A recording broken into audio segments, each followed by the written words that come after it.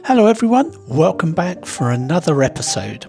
Our consort Nova is 1 year old and this video is the final episode in our trip back up to Leeds to get a habitation check and an oil change for Snoopy. Whenever we have work undertaken on the van, our policy is to hang around and test things until we're absolutely sure everything is working well. So grab a coffee and see what we got up to before heading back home. After consort finished the upgrades, we headed to Harrogate, as Carol has always wanted to have afternoon tea at Betty's Tea Rooms. As we were now members of the upper class, the following day we paid a visit to Benningborough Hall, a striking Baroque mansion in North Yorkshire. The house was built in 1716 by John Bourchier III. He inherited the estate when he was just 16. He was also the High Sheriff of Yorkshire for some time. The house had two interesting stories though, one of love and the other a much darker tale. Let's start with the dark side, shall we? On display is a seal that was used on the death warrant of Charles I. Sir John Bourchier was an English landowner and Puritan radical who supported the parliamentarian cause in the Civil War. He was also a judge at the King's trial. Charles I was executed for treason on the 30th of January 1649 outside the banqueting house in Whitehall, London.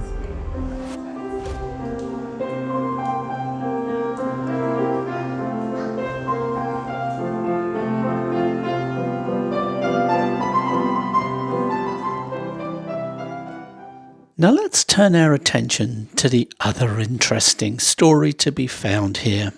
It's a love story from the Second World War. In 1942, the hall had been requisitioned for the war effort. It was used as a billet for air crews flying from the nearby RAF base at Linton-on-Ouse. Above a fireplace, two names are etched which reads 1942. Gypsy Ollie, together with a faded heart. This marks a romance between Dorothy Preston, known as Gypsy, an 18-year-old kitchen worker at the hall, and Sergeant Harry Olsen, known as Ollie, a Canadian tail gunner with RAF 35 Squadron.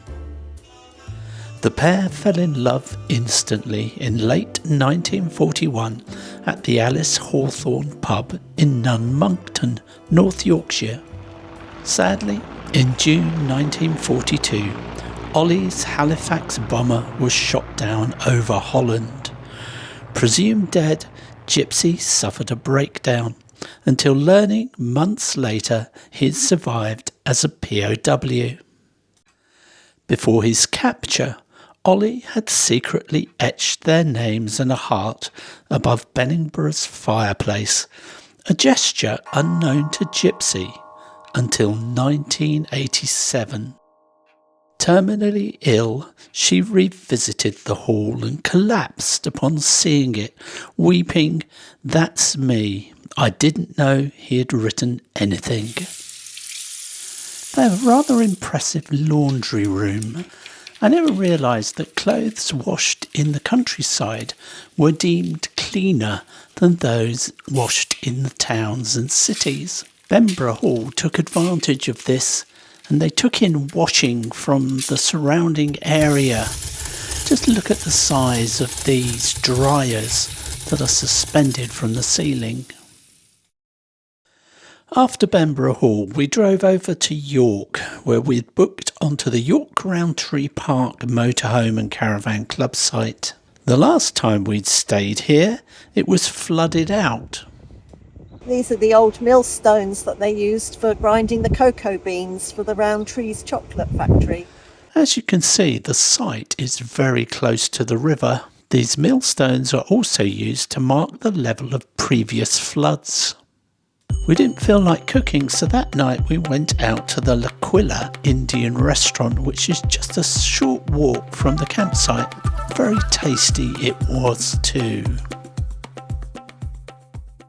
Right, we're off for some noodles. That's the plan. You're very excited. I'm so excited for my noodles. That river's a bit higher today. Well, there was a lot of rain yesterday afternoon and evening, wasn't there? So there's been some damage. It's very wet and muddy. We've had a lot of rain lately and the river is high already. Whenever we went past this goose, it was always there, just peeping at us. The first thing we saw was Dick Turpin's grave. Between 1735 and 37, he was a notorious poacher, horse thief and highway murderer. He was hung by the neck for his crimes at Tyburn. Not the best day for walking around York. We were supposed to get noodles here, but the place turned out to be closed. We didn't stay long looking around as it was blooming freezing. The next day was a bit better, so we tried again. We wandered across Skeldergate Bridge, where we got a sight of Clifford's Tower, built by William the Conqueror in 1068. We wandered through the shambles and then came upon the Merchant Adventurers Hall, which was built in 1357. This is one of the oldest and largest timber frame buildings in the UK. It was originally built by a religious fraternity, but later became the base for the merchant adventurers. It's been in continuous use for over 660 years. After the hall, we took a walk through the city to the National Railway Museum. The museum was established in 1975 on the site of the former North York Locomotive Depot.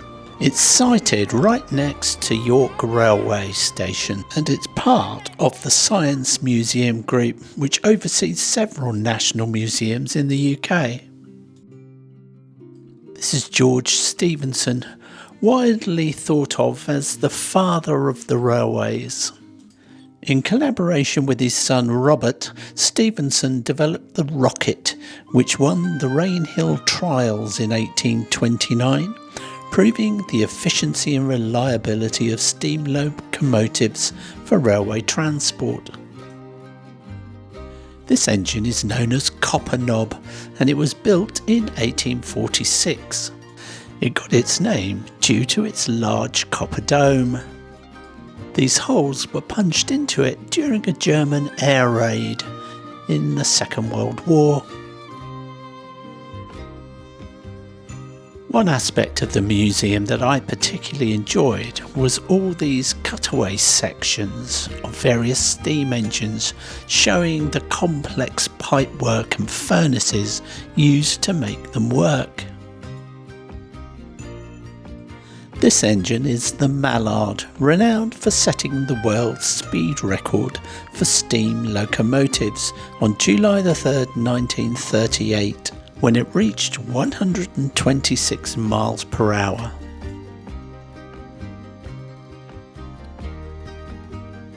It's not just the big engines they've got here, they've also got a very impressive model railway layout.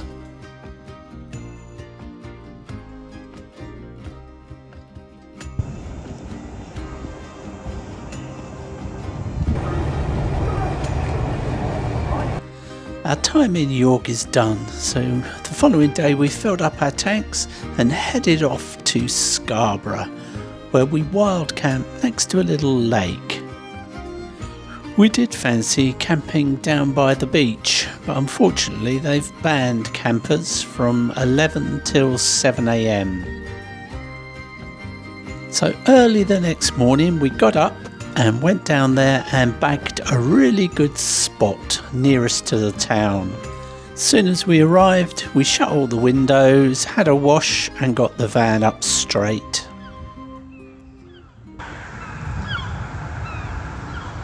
The night before we'd been watching By the Curb, who'd visited a kebab shop in the town. Thanks for the recommendation, By the Curb. We saw your movie and came straight in the following day.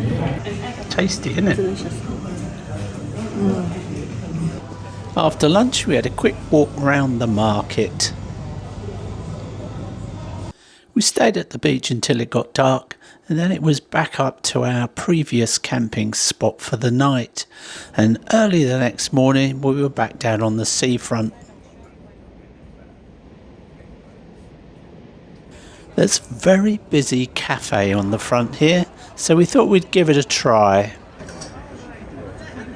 Now don't judge us, this is actually 2 burgers here, piled on top of each other. Bad little view this morning out the window. So the back windows need a clean. You're going to enjoy these, aren't we? Certainly are. Nice steaming mug of tea. This is North Beach. There are 2 beaches at Scarborough, South Beach and North Beach, and this one is more noted for its surfing.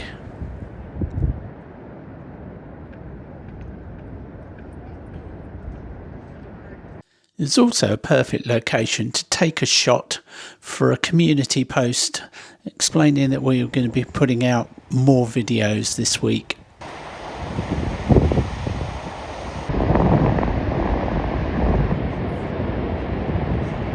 Later on we headed over to Flamborough Head, where we made our video about the van. We've had our Consort Nova camper van for 1 year. If you haven't seen that one, we'll put a link at the end of this video. Haven't seen the seals, we thought we'd try a Brit stop that night, so we moved on to the Crown and Anchor at a place called Kilnsea. The pump was built in the late 1850s on a prime site overlooking the Humber estuary. There's no charge for staying the night here, as long as you either have a drink or a meal in the pub. And we had a warm welcome from the landlord and tucked into a tasty plate of fish and chips with mushy peas. Delicious.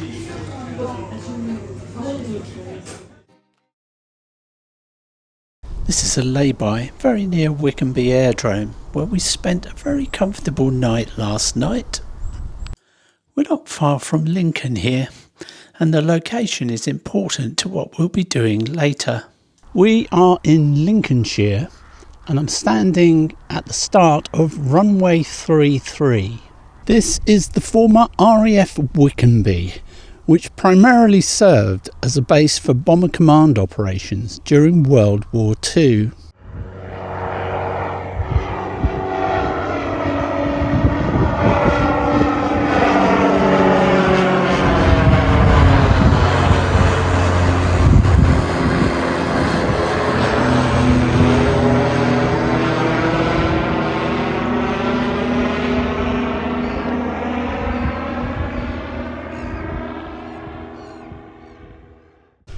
Construction began in late 1941.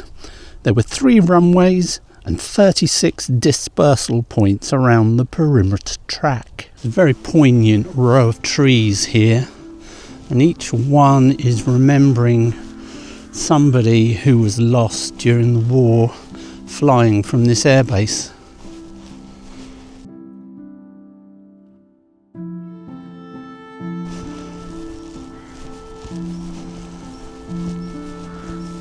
No idea if this dates from the war or if it's a more recent addition.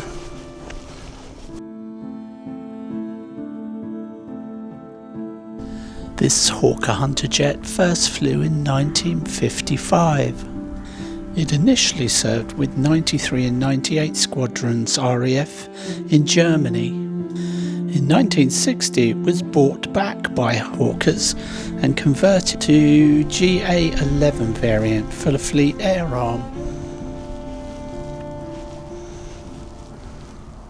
Halifax and Lancaster bombers flew thousands of sorties during the war in support of the Allied bombing offensive. However, the cost was high, and 1,080 personnel lost their lives flying from here at RAF Wickenby.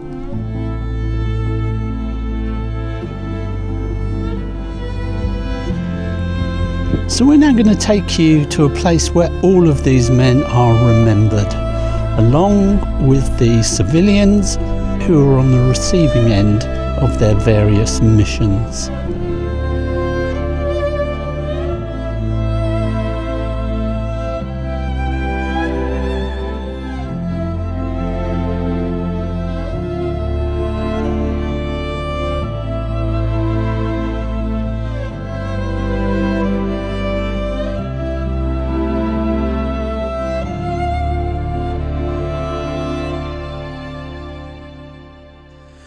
We're not really supposed to be filming on this trip, but we keep visiting interesting places.